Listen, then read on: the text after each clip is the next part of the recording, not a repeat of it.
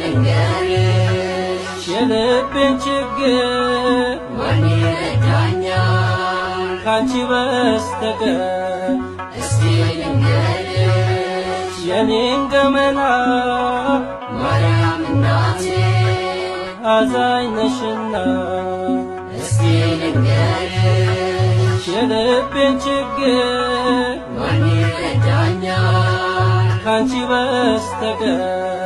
እስቲ ልንገርሽ የኔን ገመና ማርያም እናቴ አዛኝ ነሽና